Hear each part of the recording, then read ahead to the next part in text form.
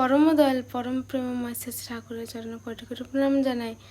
ঠাকুরের সকল পরিবারের চরণে কোটি কোটি প্রণাম এবং জয়গুরু। আর আপনারা যে যে আমার এই ভিডিও দেখতেছেন সকলকে আমার আনন্দিত জয়গুরু। ত্রেতা যুগে রাম অস্ত্র আনেছিলেন ধনুষ, দ্বাপর যুগে কৃষ্ণের অস্ত্র ছিল চক্র, কলিযুগে শ্রী শ্রী ঠাকুর অনুকূলচন্দ্র অস্ত্র এনেছিলেন প্রেম। প্রেম দিয়ে শ্রী শ্রী ঠাকুর মানুষের মধ্যে পরিবর্তন আনতেন। তিনি পাপীরতেও পাপী থাকতো তাকেও আশ্রয় দিত।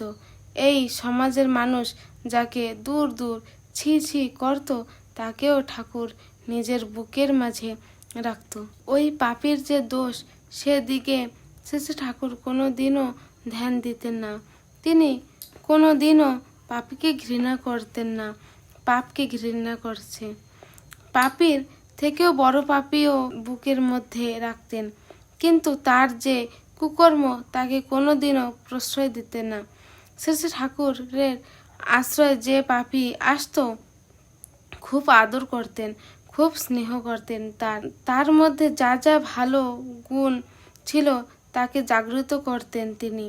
শ্রী শ্রী ঠাকুর মানুষের জীবন উন্নত করার জন্য, সারা জগৎ মানুষের জীবন যাতে সুখী হয় তার জন্য শ্রী শ্রী ঠাকুর সারা জীবন কত কষ্ট করেছে, কত জ্বালা সহ্য করেছে। তার উপর যদি বই লেখা যায় তা হাজারো লাখো করোড়ো বইও কম পড়ে যাবে। ঠাকুর একবার কলকাতায় গিয়েছিলেন।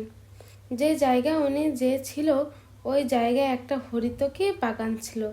ওই জায়গার গেটে দারুণ নশায় পুরো ডুবে রয়েছে হেমচন্দ্র কবিরান্ত। আর সে উপস্থিত হয়েছে, চোখ পুরো লাল, পাও কাঁপতেছে, কিন্তু তিনি খুব ভালো কবিগান করতেন। তিনি ওই দিনে কবিগানের আচার্য ছিলেন। কলকাতায় কবিগানে কেউ তার সামনে দাঁড়াতেন না। তিনি এত সুন্দর কবিগান করতেন, সব সময় কবিতাই চলতে থাকতো। তিনি যে দারু মদ খায় তাই বলে নিম্ন বংশের তা নয়, কিন্তু সবচেয়ে উচ্চ বংশের ব্রাহ্মণ ছিলেন।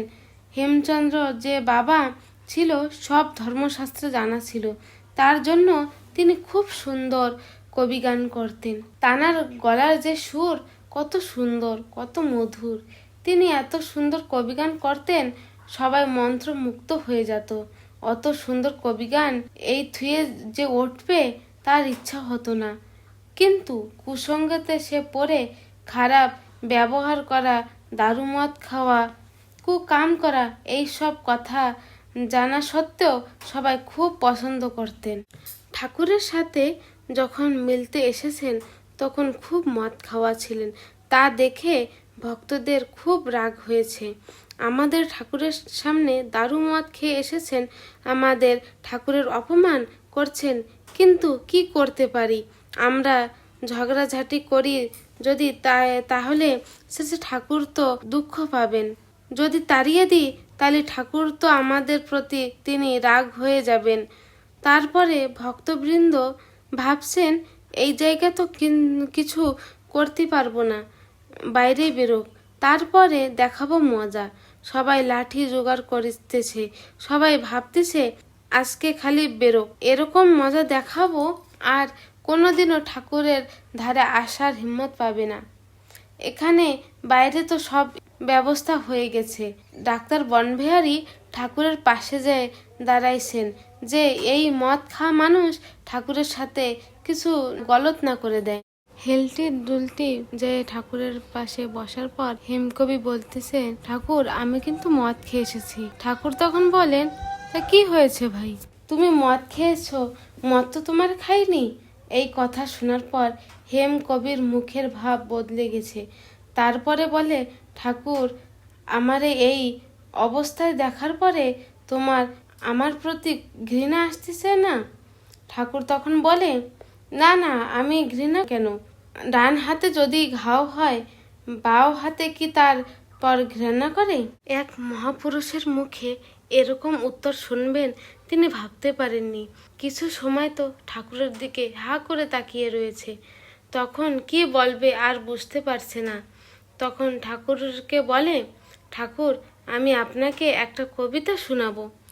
ঠাকুর এই কথা শুনে আনন্দ হয়ে বলে, আমাকে কবিতা শোনাবে? শোনাও শোনাও, জলদি শোনাও। হেমচন্দ্র এদিকে ওদিকে দেখতেছে। সামনের দেওয়ালে চাকি দেখতে পেয়ে পাশে ডক্টর বনবিহারী ঘোষের দিকে তাকিয়ে বলে, এই ছেলে, ওই চাকিটা আনে দে।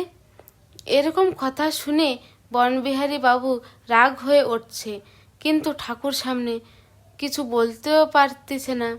ঠাকুরের সামনে কি বলবে? তারপরে চাকি চুপচাপ এনে দিল। চাকি নিয়ে হাতে হেমচন্দ্র মধুর সুর দিয়ে শুরু করল কবিতা। চলিতে চলিতে পথের মাঝারে, না হয় প্রদীপ গিয়াছনি ভাইয়া, কেহ কি আমারে লইবে না ডাকি, যাবে কি হেলায় চরণে ডলিয়া, ওরে ধে আকাশ চির উদাসীন, নেহ মমতা করুণা বিহীন, নির্মে ধরি না কঠিনা তেমনি, হৃদয় বেদনা কান্দে গুমরিয়া, দূরে শোনা যায় ওরে কলরব, পুলকে যাত্রী চলিয়াছে সব, একাকী আন্ধারে রয়েছে শুধু, আমারই দুঃখ আমারে ঘেরিয়া, আমারে দুঃখ আমারে ঘেরিয়া। এর মানে হচ্ছে, আমার হাত ধরে কি কেউ নেবে না? আমারে মানুষের লাঠি খাওয়ার জন্য কেউ থুয়ে যাচ্ছে। সবাই তো আমার অপেক্ষা করে আগে বাড়ে যায়। ভগবান তো সারা জীবন আমার প্রতি উদাসীন থেকে গেল। কোনো দিনও ভুলেও স্নেহ মমতার দৃষ্টি আমার পরে পড়েনি। প্রভু করুণাবিহীন হয়ে রয়েছে। এই জগতের মানুষ আমার প্রতি কঠোর হয়ে রয়েছে। ওরে, আই যে কলরব ধ্বনি শোনা যাচ্ছে, ওই ধ্বনি শুনে সব যাত্রী আগে বাড়ে যাচ্ছে। প্রভু দীনবন্ধু, কি আমি একা ঘিরে থাকবো? এই দুঃখ, আমার এই অবস্থায় কি কেউ আমাকে স্নেহ স্পর্শ দিয়ে সুখী করবে না? সুখী করবে না? কবিতার আখরি লাইনে গাওয়ার সময় হেমকবিরের মুখে দেখা যাচ্ছে মনের যে ব্যথা। মুখে দেখা যায় যে চাকির উপর মাথা থুয়ে কান্দা শুরু করলেন। এই কবিতা শোনার পর সবার চোখে জল এসে গেছে। ঠাকুর দৌড়ে যে গলায় লাগাচ্ছেন। হেমচন্দ্র মুখে চোখের জল বয়ে যাচ্ছে। চিল্লায় চিল্লায় ঠাকুরকে বলতেছে, ঠাকুর দূরে সরে যান, আমি মদ খেয়ে রয়েছি। আমারে ছুলি আপনার শরীর ময়লা হয়ে যাবে। আমারে ঘৃণা করো, আমার পরে থুক দাও। কিন্তু ঠাকুর ছাড়িনি। ঠাকুর বলেন, আমি ঘৃণা কারে করব? কেন করব? পরমপিতার রাজ্যের ময়লা মোছার কাম আমার, নাকি থুক মারা? আমি যদি তোমাকে ঘৃণা করি, আমি কার ধারে যাব? কাকে গলায় লাগাবো? এই কথা শোনার পরে হেমচন্দ্র কাতর কণ্ঠে বলে, জানেন, যাকে মানুষ ছিছি করে, দূর দূর করে দেয়, তাকে আপনি গলায় লাগাচ্ছেন। আপনার মতো মানুষ আমি দেখিনি। আমাকে সবাই বলে মদ খেয়ে না, মদ খারাপ শরীরের জন্য। আচ্ছা, আমি কি জানি না যে মদ খারাপ? মদ ছাড়ার শক্তি আমার মধ্যে নেই, আমি পারবো না ছাড়তে। হেমচন্দ্র তখন ঠাকুর বলেছেন, কেউ বললে তুমি কেন মদ ছাড়বা? বাস এইটুকু ধ্যান রাখবা, তুমি মদরে খাইও, মদ যেন তোমারে না খায়। এই কথা শুনে হেমচন্দ্র হাসে বলল, এই জন্য তো আপনি এত সুন্দর। কিন্তু হেমচন্দ্র কি জানতো কে ঠাকুরের জালে এখানে তিনি পড়ে গেছেন। এখন মদ একদিন ওনার ছাড়াই লাগবে। ঠাকুর প্রেম দিয়ে কি করতে পারে কেউ জানেন না। একটা ভক্ত রোজ মদ এনে দেবে, ঠাকুরের এই আজ্ঞা ছিল। হেমচন্দ্র ঘর বাড়ি ছেড়ে দিয়ে ঠাকুরের সাথে পাবনা এসে গেছে। আশ্রমে আসার পরেও পাবনা শহর থেকে মদ আনার একটা লোক ঠিক করে দিয়েছেন ঠাকুর। রোজ মদ আসতো আর রোজ হেমচন্দ্র মদ খাতো। এই জন্য সৎসঙ্গ আশ্রম আর ঠাকুরের অনেক বদনাম হচ্ছে। ওর বর্ণন যে কত কি করব। রাস্তার থেকে যখন ভক্তরা হাঁটতো তখন মানুষ সবাই মজা করতো। এখানে নিউজ পেপারওয়ালারাও কনে চুপ থাকবে। সৎসঙ্গ আশ্রম শরাবীয় আড্ডা এরকম হেডলাইন আসতো। বিভিন্ন রূপ দিয়ে ঠাকুর বদনামি করতে লাগলো বিভিন্ন মানুষ, কিন্তু ঠাকুর পিছে হাঁটেনি। একদিন আবার হেমচন্দ্র কবিতা শোনানো ঠাকুরকে। হে মোর জীবন সাথী চির প্রেমময়, বিশ্ব শুধু তুমি মোরে দিয়েছ প্রশ্রয়। হে মোর জীবন সাথী চির প্রেমময়, বিশ্ব শুধু তুমি মোরে দিয়েছ প্রশ্রয়। তাই তুমি সকলের বড় সুকৌশলে, অনুগ্রহহীন তুচ্ছ আশ্রয়র ছলে।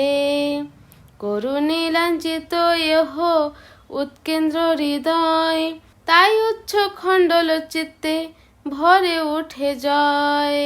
আমার সকলে ভাবে সদা অনুকূল, ইহকাল খুঁজে খুঁজে ভাঙাইছ ভুল। ইহকাল খুঁজে খুঁজে ভাঙিয়াছ ভুল। অর্থাৎ, হে মোর জীবন সাথী তুমি প্রেমময়, এই জীবনে যদি কেউ আমাকে প্রশ্রয় দিয়েছে তা তুমি দিয়েছ। আশ্রয় দিচ্ছ আমাকে, তার জন্য কোনোদিনও আমার মনকে ব্যথা দাওনি। আমি তোমার মতো মানুষ দেখিনি ঠাকুর। হে প্রেমময়, হে আমার অনুকূল। জগতে কেউ দুর্বল মানুষকে প্রশ্রয় দেয় না, এক তুমি ছাড়া। ঠাকুর মনোবৈজ্ঞানিকের মতো চিকিৎসা করতেছিল, কিন্তু ওই দিন পুরোভাবে হারিয়ে গেছে হেমচন্দ্র ঠাকুরের কাছে। যেদিন কিনা ঠাকুর নিজ হাতে গ্লাসে মদ ঢেলে দিচ্ছে হেমচন্দ্রকে।